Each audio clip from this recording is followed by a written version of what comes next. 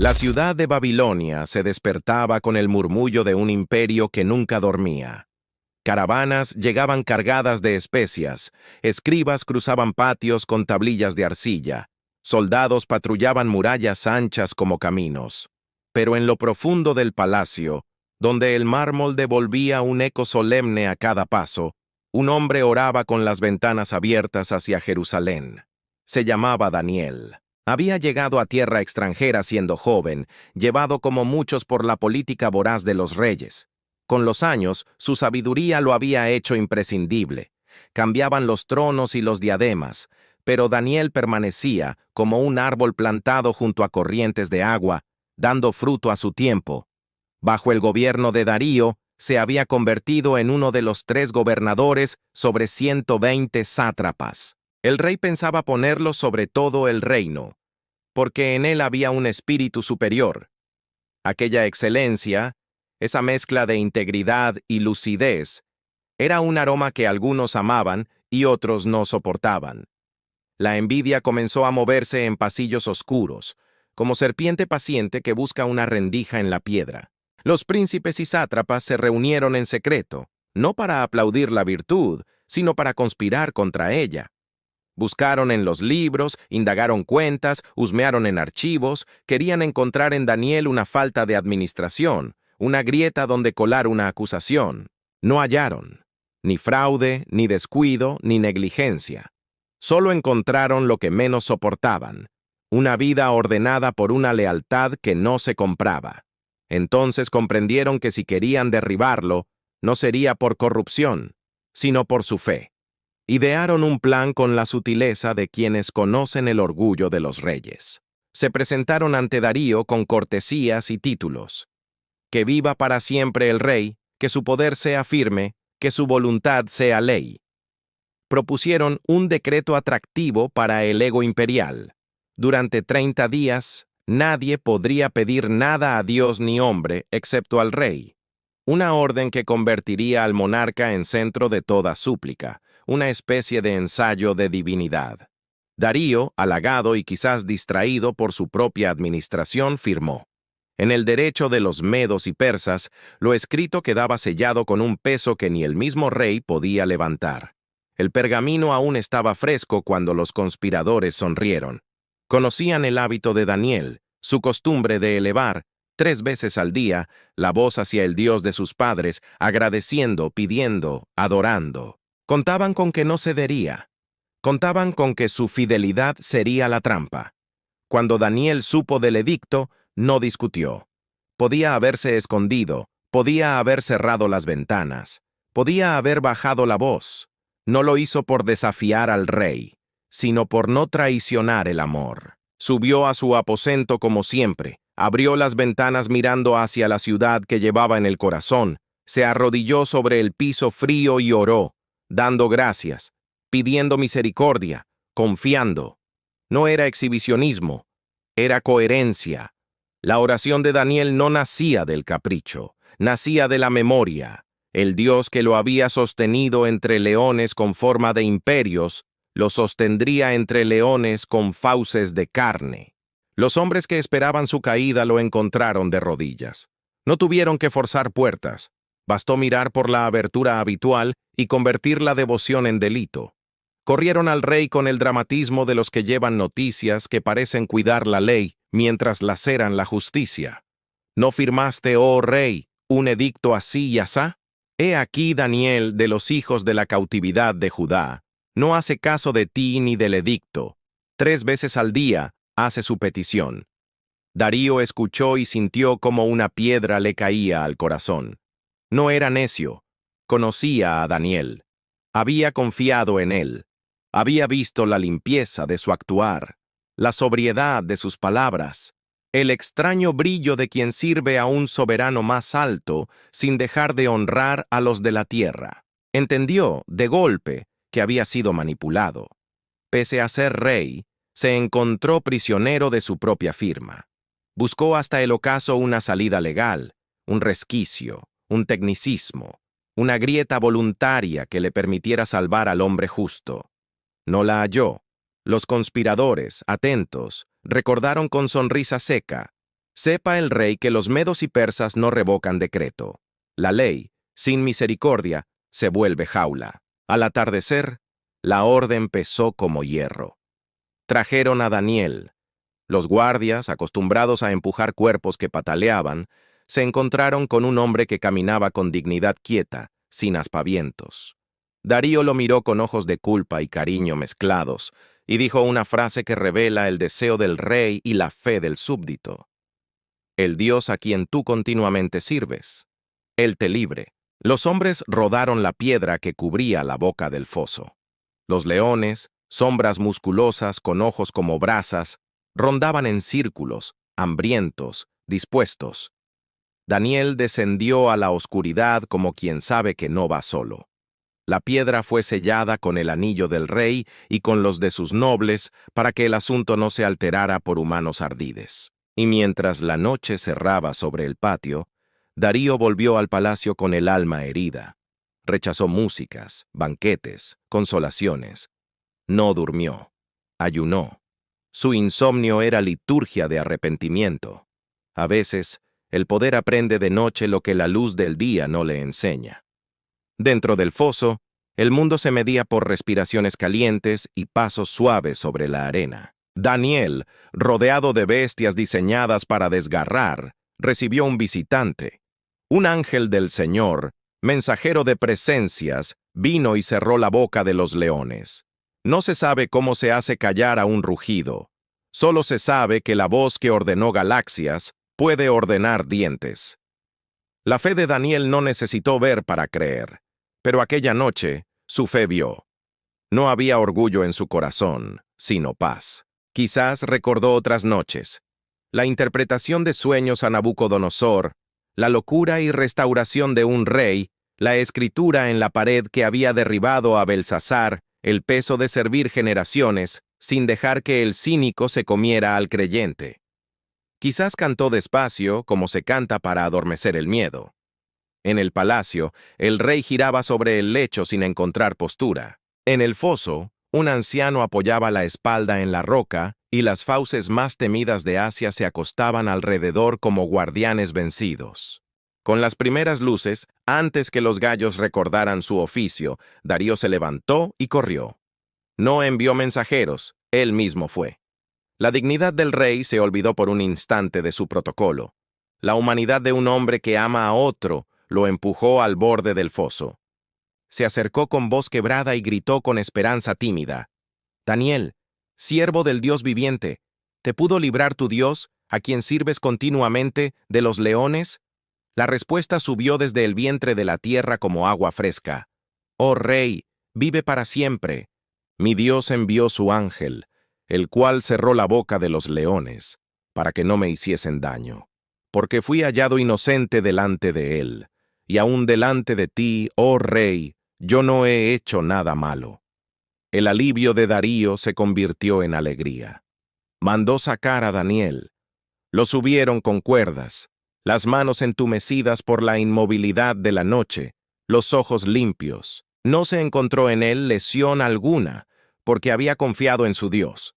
Entonces, el peso de la ley se volvió contra los que la usaron como arma.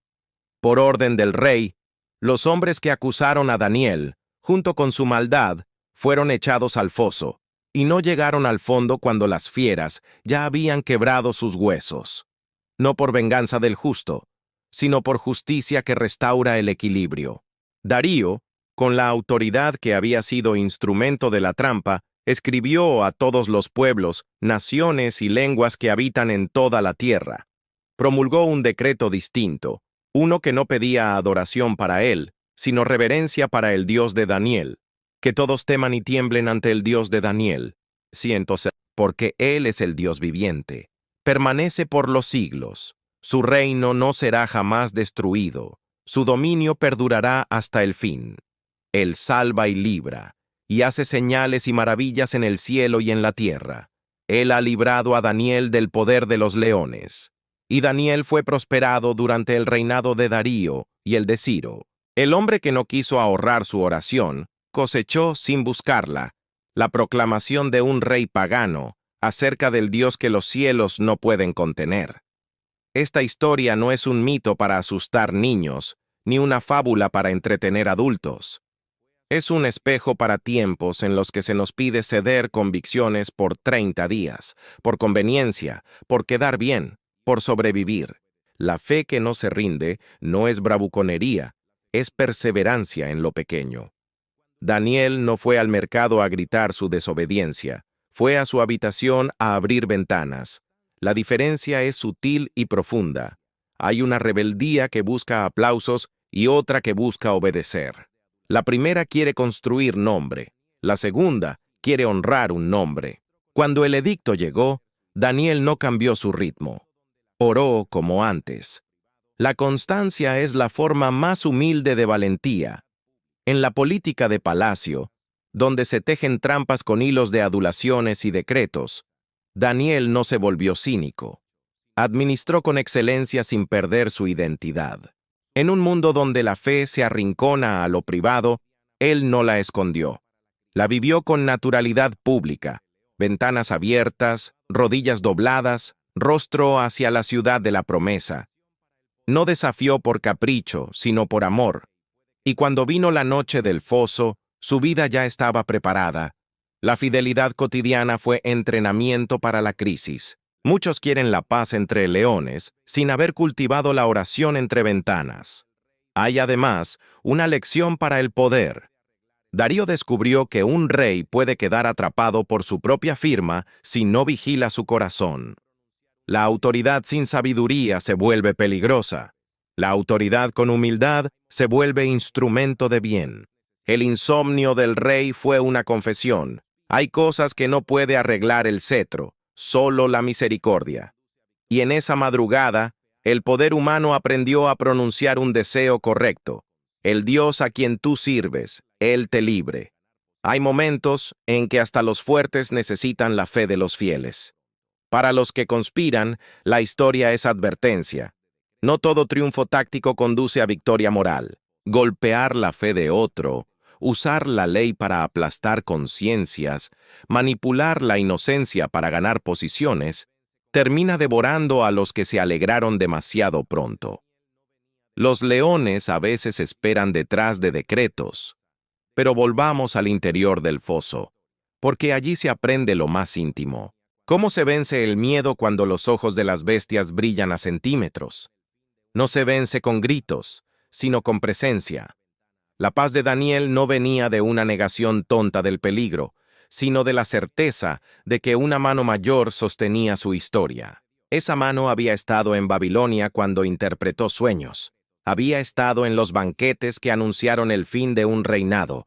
Había estado en cada amanecer de ventana abierta. Esa mano estaba ahora cerrando mandíbulas. La fe no inventa finales felices. Descansa en el carácter de Dios. Y el carácter de Dios no cambia con los decretos de la tierra. Piensa en tus propios leones. No siempre tienen pelaje y garras. A veces huelen a ansiedad que te muerde el pecho de madrugada, a diagnóstico que mastica tu esperanza, a deudas que dan vueltas alrededor de tu cama, a comentarios que buscan despedazar tu reputación, a presiones que quieren que firmes un papel contra tu conciencia, a soledades que gruñen con hambre vieja. Hay fosos con nombres de oficina, con nombres de chats, con nombres de recuerdos, y hay ventanas que dejaste de abrir por miedo a que alguien te vea orar, por vergüenza de parecer demasiado espiritual, por cansancio, por rutina. Daniel te enseña el camino de regreso. Sube, abre, arrodíllate, no para desafiar a todos, sino para recordar a quién perteneces. La frase clave de la historia aparece como estribillo: el Dios a quien tú continuamente sirves, continuamente. No por temporadas, no por modas, no por emergencias, continuamente. Esa continuidad crea en el corazón una estabilidad que ningún edicto puede quebrar. No se improvisa carácter a la hora de los leones, se trae construido de la hora de las ventanas. Y si alguna vez, como Darío, te descubres prisionero de tu propio edicto, aprende a correr al alba hacia el foso que tú mismo autorizaste. Pregunta con humildad, escucha con esperanza, corrige con valentía. La grandeza de un líder no es no equivocarse, es arrepentirse a tiempo y escribir nuevos decretos que honren al Dios viviente. Que tu voz pública, como la de Darío, proclame lo que tu corazón aprendió en vela. Él salva y libra. Para las comunidades de fe, hay una invitación a la excelencia. Daniel no fue odiado por mediocridad santurrona, sino por excelencia ungida. Hizo bien su trabajo, cuidó recursos, administró con justicia. La santidad no es excusa para la negligencia, es marco para la excelencia. La integridad que resiste la tentación de atajos y halagos es la misma que resiste la tentación del miedo.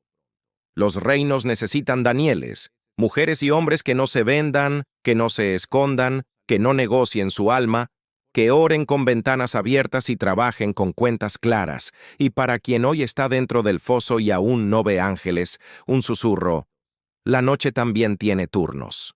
A veces el rugido parece más fuerte porque está más cerca, pero no es eterno. La piedra que sella no es última palabra.